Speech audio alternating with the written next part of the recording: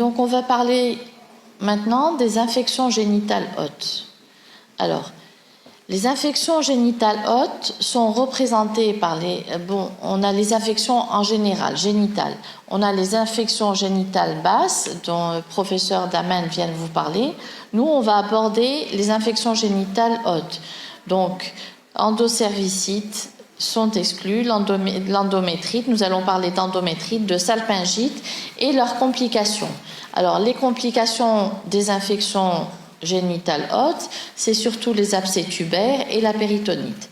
Donc, il y a des germes qui sont incriminés. Ce sont des germes qui sont sexuellement transmis. On appelle ça des IST. Alors, il y a des germes aussi qui sont banaux. On peut avoir soit des germes sexuellement transmissibles et des germes banaux. Dans les germes banaux, on a les agents microbiens, les agents mycosiques, les champignons, les parasites et les virus. Donc, c'est quoi une IGH? Une infection génitale haute, c'est quoi? C'est une infection d'une ou des trompes de Fallope, le plus souvent associée à une infection utérine.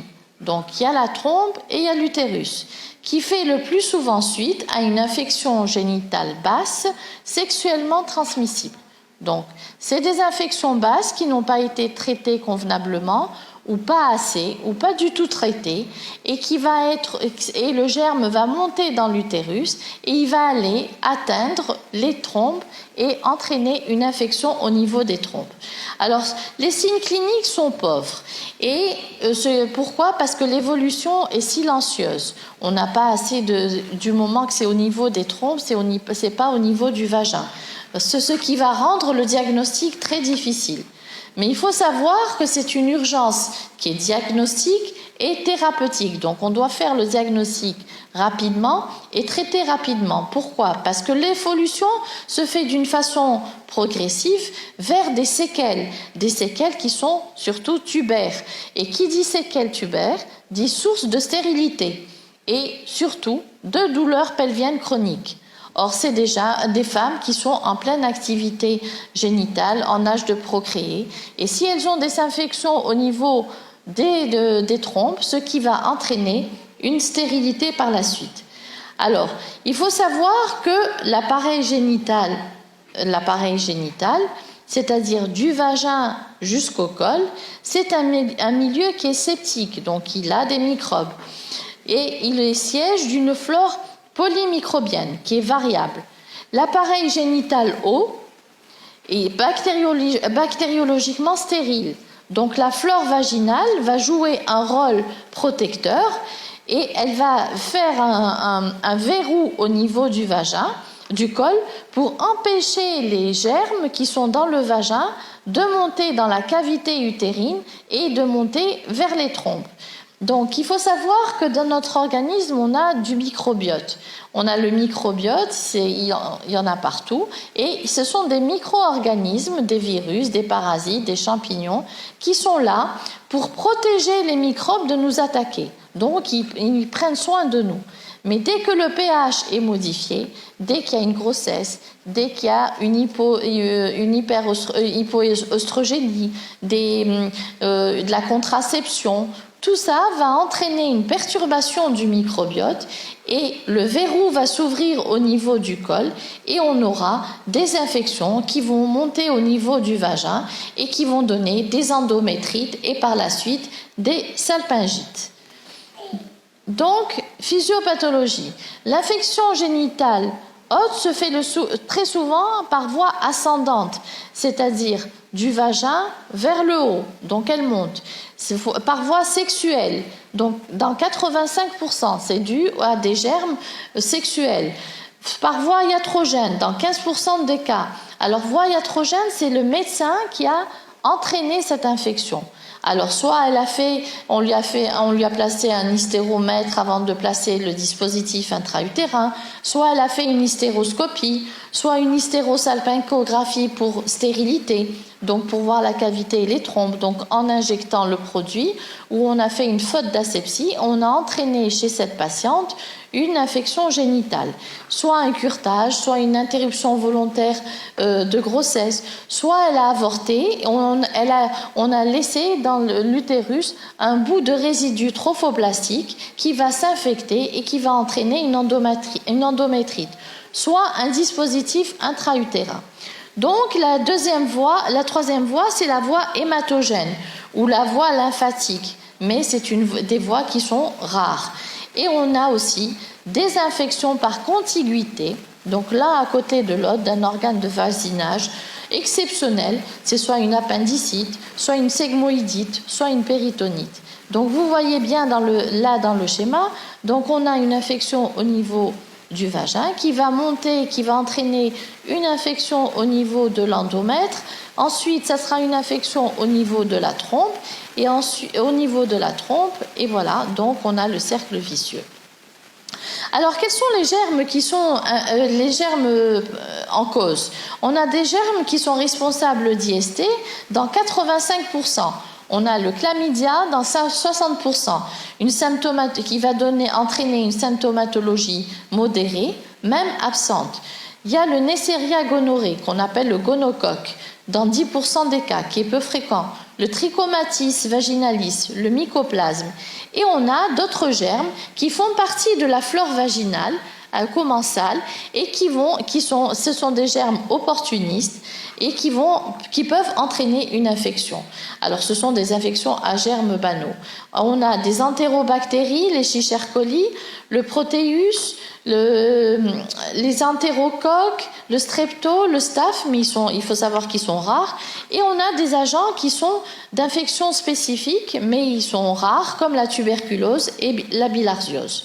Quels sont les facteurs de risque? Donc, on a des facteurs de risque, c'est la femme qui a moins de 25 ans, la femme qui a des antécédents d'infections sexuellement transmissibles ou des IGH, une femme en période où le partenaire a une urétrite, donc c'est une infection de l'urètre. Notion de partenaire multiple, donc elle n'est pas stable, elle change de partenaire. La précocité du premier rapport sexuel, donc un rapport très jeune. Une mode de contraception, c'est le dispositif intra-utérin. Notion de geste endo-utérin, soit une hystérométrie, soit une hystérosalpingographie, soit la pose d'un DU. Et la période du postpartum et du post-abortum, si on a laissé un bout de trophoblaste. Donc le diagnostic, comment on fait le diagnostic des IGH? Donc c'est un diagnostic qui est très difficile. Plus de 70% des IGH sont asymptomatiques, donc il n'y a aucun symptôme qui est présent. C'est une symptomatologie qui est peu spécifique, donc il y a absence de signes pathognomoniques. Il n'y a aucun symptôme qui nous prouve que cette patiente fait une IGH. Donc c'est un diagnostic difficile, donc qui deviendra tardif forcément. Donc le diagnostic clinique, donc on va faire l'interrogatoire à l'âge de la patiente, la parité, la date et le caractère des dernières règles, le mode de contraception, quel type de contraception, sa vie sexuelle, si elle a des partenaires multiples, les antécédents, si elle a déjà fait des infections génitales basses à répétition, non traitées, qui a peut-être induit des infections génitales hautes, des gestes invasifs endo-utérins qui n'étaient pas très faits dans de bonnes conditions. Donc, quels sont les signes fonctionnels? Donc, les signes fonctionnels, on a la triade. C'est quoi? C'est la fièvre, les douleurs pelviennes et les leucorrhées.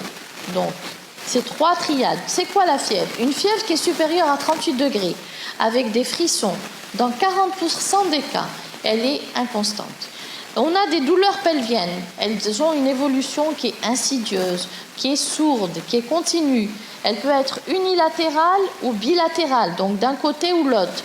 Le début, il est progressif, depuis au moins 4 jours, avec une irradiation qui est descendante. La douleur va aller vers les cuisses et vers les organes génitaux externes. Alors, les leucorrhées, ils sont mucopurulents ou bien purulents. Dans 75% des cas, elle nous dit, voilà, j'ai du pus qui sort du vagin. Autre symptôme, parfois dans 4% des cas, on a des métrorragies.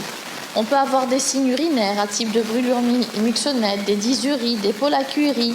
On peut avoir des signes digestifs, puisqu'on a dit qu'on peut par contiguïté aussi.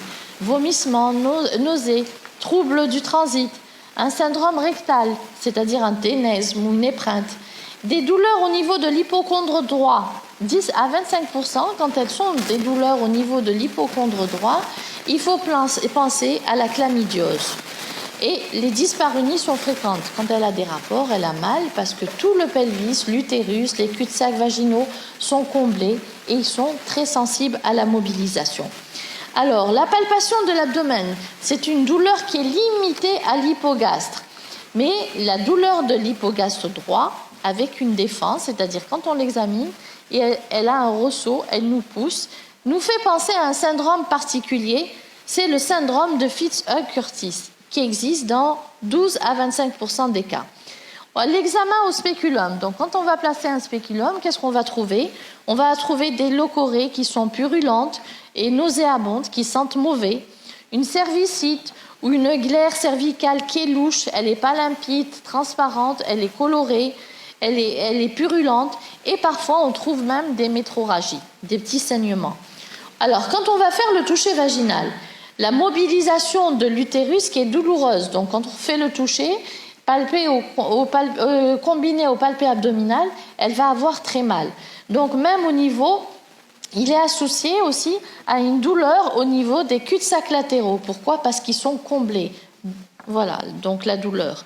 Ensuite, le paraclinique. Qu'est-ce qu'on va faire comme examen? On va demander une formule. Elle peut être normale dans les IGH non compliqués.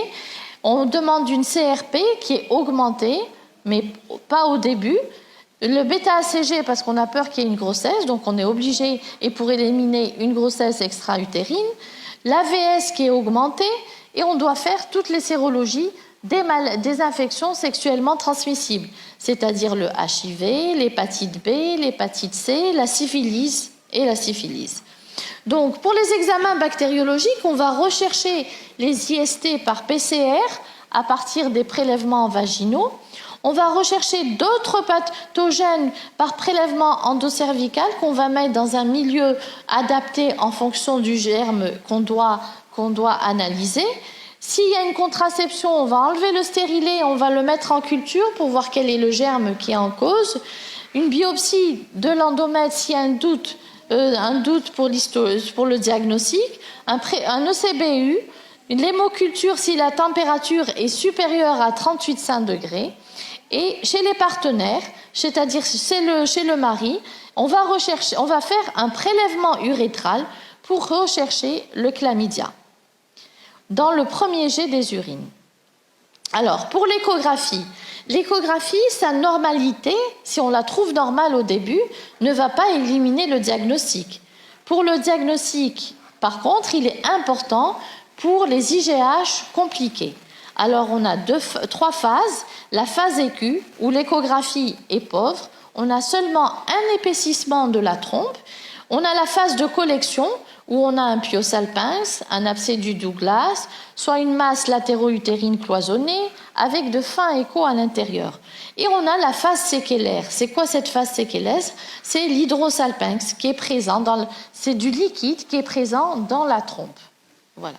On élimine une autre pathologie, la grossesse extra-utérine, l'appendicite, qui peut avoir le même tableau, l'endométriose, le kyste ovarien compliqué, soit il est en torsion, soit un kyste qui est en torsion, soit c'est un kyste hémorragique, soit c'est une rupture utérine, et même une infection urinaire. Donc là, je vous ai mis quelques images échographiques. Donc là, vous voyez un hydrosalpinx. Là également, regardez comment l'aspect. Là, c'est un abcès tubo-ovarien. Là, c'est une image caractéristique qui est en roue, dentelée. Alors là, c'est des séquelles, donc c'est à la dernière phase, c'est des séquelles tubaires de salpingite chronique qui sont là, dans la trompe gauche. Mais il y a d'autres explorations. Donc on a parlé de l'échographie, on a parlé de la clinique, ensuite de la biologie, l'échographie, et il y a d'autres explorations. On a la TDM abdominopelvienne avec l'IRM, qui peuvent être utiles, mais pas au diagnostic, mais surtout au diagnostic différentiel, pour éliminer une endométriose, une appendicite ou un problème urinaire. Ensuite vient un examen qui était un examen de référence pour les salpingites, excusez-moi, et qui est la célioscopie. Alors c'est un examen, n'empêche, qui est invasif et il peut entraîner des effets indésirables graves. Donc il est réservé uniquement en cas d'incertitude diagnostique, donc on n'est pas sûr du diagnostic, c'est pour ça qu'on va faire une célioscopie diagnostique. Absence d'amélioration après quelques jours de traitement, donc on a fait le diagnostic, on l'a mis sous traitement, mais il n'y a pas d'amélioration. Donc on va faire la célio pour aller voir. Elle sera justifiée à distance du cadre d'infertilité, c'est-à-dire une patiente qui a fait une IGH et qui revient pour explorer parce qu'elle n'arrive pas à tomber enceinte, donc on peut faire une célioscopie. La présence de signes de gravité infectieux et la présence d'une collection pelvienne qui est abcédée. Donc la célioscopie, elle a 3 intérêts. Premier intérêt, l'intérêt diagnostique. Pourquoi? Parce qu'elle va poser le diagnostic de certitude. Comment? En mettant en évidence des lésions génitales. Alors, génitales, on va avoir soit des trompes qui sont congestives, qui sont œdémateuses, œdémaciées, qui sont épaisses.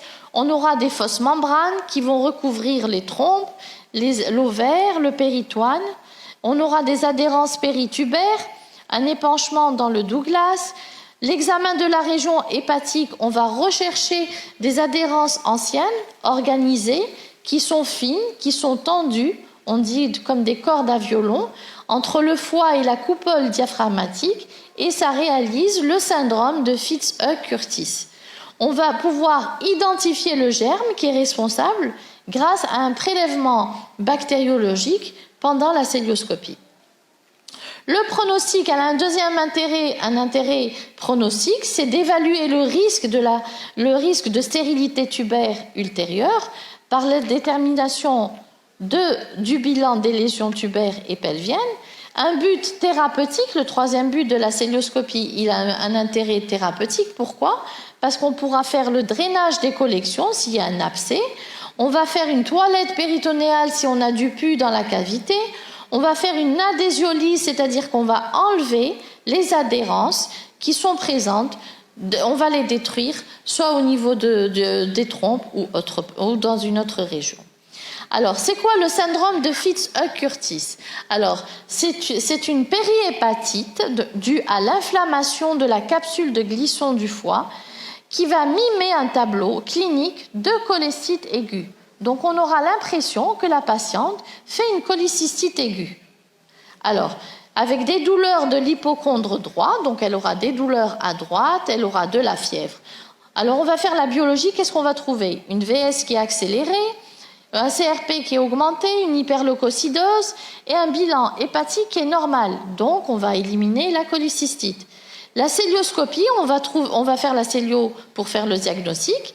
On va retrouver des adhérences interhépato-diaphragmatiques en corde de violon. L'échographie hépatique, par contre, elle est normale. Donc, il n'y a pas d'anomalie au niveau du foie. Donc, je vous ai mis une image ici et vous voyez bien les adhérences qui sont ici, entre le foie et la paroi, et le diaphragme. Alors, le diagnostic différentiel, c'est l'appendicite aiguë pelvienne. Donc, pour ça, on doit faire la TDM. L'infection urinaire qui va être complétée par un examen des fosses lombaires. On va voir s'il y a la manœuvre à l'ébrèlement positif, un ECBU. On peut avoir un diagnostic différentiel, une sigmoïdite diverticulaire. Alors, le diagnostic différentiel dans la sphère génitale. Quels sont les diagnostics qu'on va poser devant ce tableau-là? Soit une grossesse extra-utérine, soit une torsion d'annexe, donc l'annexe qui s'est tordue avec des tours de Spire, soit de l'endométriose, une pathologie ovarienne, un kyste hémorragique, une rupture de kyste, une algie ou d'un kyste endométriosique qui s'est rompu, des algies périovulatoires et des algies prémenstruelles. Alors, en dehors de la sphère génitale, on peut avoir une appendicite aiguë, une cholécystite aiguë, une péritonite ou une infection urinaire basse. L'évolution et complications. Bien traitée, la salpingite évolue vers la guérison. Dans les 48 heures, on va avoir la symptomatologie qui va commencer à disparaître. Les douleurs vont persister un petit peu, la température va commencer à baisser. Le meilleur critère de la guérison de la salpingite, c'est que la patiente revienne plus tard avec une grossesse. Donc ça veut dire que ces trompes ne sont pas atteintes et qu'il n'y a pas de séquelles dues à cet IGH. Non traité ou un traitement qui est insuffisant ou mal pris par la patiente, ça va se compliquer, évoluer vers un pyosalpinx, donc un abcès de la trompe, un abcès ovarien ou du Douglas, une pelvipéritonite à point de départ tubaire. Alors, ça peut évoluer aussi vers la chronicité. Dans ce cas, l'évolution va être silencieuse et le diagnostic va être tardif, ce qui va entraîner d'énormes séquelles, c'est-à-dire des séquelles sur l'infertilité, comment par des adhérences tubo-ovariennes, des lésions tubaires qui seront irréversibles, surtout si la trompe est abîmée, le tissu de la trompe est abîmé, des grossesses extra-utérines, salpingite chronique et des douleurs pelviennes chroniques. Donc, l'infection génitale haute, non compliquée, qu'est-ce qu'on a? On a les endométrites, les infections de résidus trophoplastiques, des salpingites et les endocervicites sont exclus de cette étude. L'IGH compliqué, on aura des collections purulentes d'origine génitale à type de pyosalpinx, d'abcès tubo-ovarien, d'abcès du Douglas, de pyométrie et on peut avoir également des pelvipéritonites. Alors, dans les IGH non compliqués, on a la salpingite. Donc, vous voyez bien, c'est une infection aiguë d'une ou des deux trompes. L'endométrite, c'est une infection de la muqueuse utérine. La pyométrie, ça c'est les IGH compliqués. La pyométrie, c'est une collection qui est absédée de la cavité utérine. Le pyosalpinx, c'est une collection purulente qui est intratubaire, donc dans la trompe, qui survient après une surinfection d'un hydrosalpinx.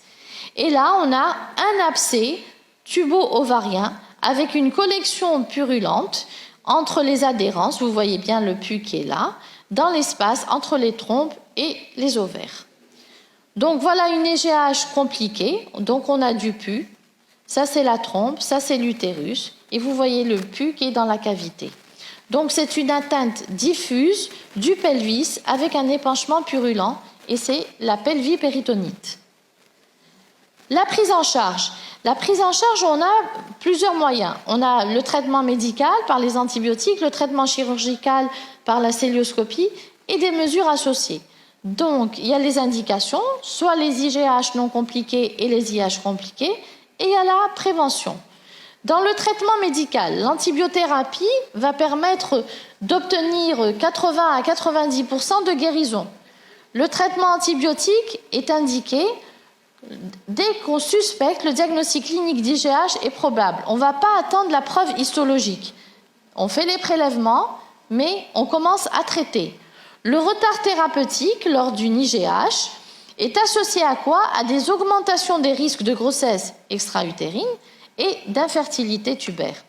Plusieurs protocoles thérapeutiques sont associés avec une triple antibiothérapie. Donc on donnera chaque fois 3 antibiotiques. Alors, selon les recommandations du collège de 2018, la première intention en externe, c'est-à-dire la malade n'est pas hospitalisée, on va donner de la ceftriaxone, 1 gramme une fois par jour, la doxycycline, 100 mg 2 fois par jour, Péros pendant 10 jours, métronidazole, 500 mg 2 fois par jour pendant 10 jours, et ça, c'est un traitement qui va durer 10 à 14 jours.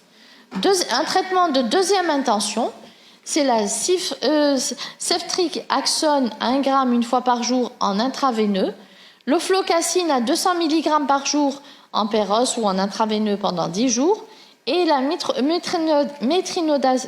métronidazole 500 mg 2 fois par jour en intraveineux ou en voie orale. Ça, c'est quand le premier traitement ne fonctionne pas. Ensuite, les mesures associées, c'est le retrait du dispositif intra-utérin, le repos, des antalgiques, protection des rapports sexuels par des préservatifs, traitement du partenaire en cas d'IST et l'examen clinique de contrôle qui se fait 3 à 5 jours après. Dans les IGH compliqués, alors c'est l'hospitalisation, donc c'est le même traitement, mais ça se fera par voie intraveineuse ou par voie orale, mais la durée de traitement est plus longue. Ce n'est plus 10 jours, mais 21 jours, avec les mesures associées qu'on avait citées tout à l'heure. En cas d'abcès pelvien, on va faire un drainage si l'abcès est supérieur à 3 cm. Donc c'est une ponction qui peut se faire sous imagerie et qui constitue une alternative qui est valable au drainage chirurgical. Donc c'est l'équivalent, il est aussi bien que la chirurgie. Donc soit par ponction transvaginale, éco-guidée, ou par ponction transrectale, sous TDM, sinon sous célioscopie. Le traitement chirurgical, on doit le faire 12 à 48 heures après l'instauration de l'antibiothérapie, parce qu'il y a un risque de choc septique. La célioscopie opératoire, pourquoi? Parce qu'elle permet de faire une exploration pelvienne, de faire la toilette péritonéale, de faire l'adhésiolyse, donc enlever les adhérences, de mise à plat et drainage de l'abcès, et salpingectomie, ou bien ovariectomie, ou bien annexectomie, si c'est nécessaire. Voilà un piosalpinx vu par la célioscopie. Vous le voyez bien, la trompe qui est augmentée de volume, qui est boudinée. Prévention et dépistage, donc il faut informer les gens sur les IST, sur l'intérêt des préservatifs, surtout si on a des partenaires qui sont multiples. Dépistage et traitement précoce des infections génitales basses, parce que toute infection génitale basse non traitée va donner par la suite des infections génitales hautes. Respect des contre-indications du stérilet et des règles de pose. Asepsie des gestes endo-utérins. Si on doit faire un geste, une hystérosalpingographie, on est dans l'obligation de s'assurer qu'il n'y a pas d'infection vaginale avant et respecter les règles aseptiques. Dépistage et traitement des partenaires et déclaration obligatoire si on est en présence d'un gonocoque. En conclusion, les IGH sont souvent asymptomatiques. C'est un diagnostic qui reste difficile, un traitement empirique au moindre doute. Rechercher les facteurs de risque d'IST. Cervicide, c'est la porte d'entrée pour les IGH. IGH, même non compliqué, peut entraîner des séquelles pelviennes, des phénomènes immuno-inflammatoires tubaires, des lésions tubo-pelviennes définitives à type d'obstruction, de destruction pariétale tubaire, d'adhérence responsable de grossesse extra-utérine, de stérilité tubaire, d'algie pelvienne chronique récidivante. Et je vous remercie.